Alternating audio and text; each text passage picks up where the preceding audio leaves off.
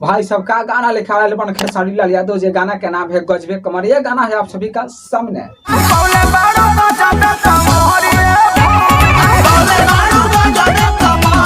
चलिए ये गाना सुनिए। ये गाना के भाई साहब सच में ये गाना में वीडियो में का डुकुरेट कर गेल बा, जो वीडियो देखला के बाद आंख से हटत नहीं खेल,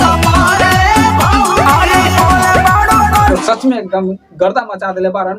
भले ये गाना के व्यू जे जाए या ना जाए, लेकिन ये गाना में कोनो प्रकार के कसर नहीं छोड़ले खेसारी लाल यादव। मतलब ये गाना में और ये मॉडल कौन रखले बाड़ी, मॉडल का नाम है रानी, और रानी के साथ सच में परफॉर्मेंस इतना अच्छा से कैले बारे गाना में, इतना अच्छा से प्रेजेंट कैले बारे खेसारी लाल यादव हर एक स्टेप के। और ये खेसारी लाल यादव का डांस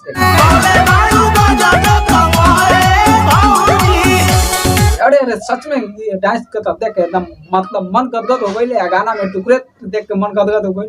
सब चीज एकदम अच्छा कैले बारन भले, लेकिन ये गाना में व्यूज जाए या ना जाए ये बात अलग बा। लेकिन 7, 8, 10 घंटा हो गई वीडियो के आइला ये गाना के आए हुए, लेकिन 1 मिलियन लावे में भी ये गाना पानी छोड़ के बा। लेकिन चलिए गाना के व्यूज जाए या ना जाए उसे हमारा कोनो मतलब नहीं खे, लेकिन ये गाना के सुनला के बाद सच में एकदम दिल गदगद हो जाता है। काहे कि गाना में कोनो प्रकार के कसर नहीं छोड़ले खेसारी लाल यादव। सच में मतलब मजा गई गाना सुन के। लेकिन कंपटीशन का बात करी था ना, यहाँ पे मतलब कोनो कंपटीटर नहीं क्यों ऐसा होता। काहे कि पवन सिंह के जब गाना आवता तब एक दिन में 2-2 मिलियन 3-3 मिलियन धर लेता और ट्रेंडिंग सेक्शन में चल जाता। लेकिन वही खेसारी लाल यादव के अब गाना आवता, जो भी गाना आवता, लेकिन 1 मिलियन लावे में भी मतलब पसीना छोड़ देता खेसारी लाल यादव के गाना। लेकिन इस पर हम ना कुछ कहूँ, भूल जाए या ना जाए ये अलग बात बा, रउआ लोग कमेंट करके जरूर बताएं। लेकिन सच में ये गाना के बात किया जाए तो गाना में क्या डुकुरेट के बा। ये गाना में पति पत्नी वाला जोक नहीं के, ई बार खेसारी लाल यादव अलग करके लेकर आयल बड़न। देवर भौजाई का मैटर बा, मतलब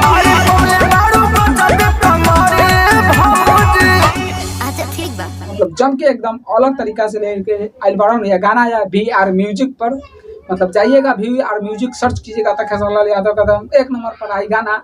और 1 नंबर पर काहे ना कि VR के आजिम आयल बा गाना, तभी आई पर अबे करी। चलिए बात की जाए गाना के डुकुरेट के, तो डुकुरेट तक कोनो प्रकार के नहीं क्या मॉडल के मतलब सच में कहीं तक खेसारी लाल यादव मतलब गर्दा कबाड़ के रख देले बारे।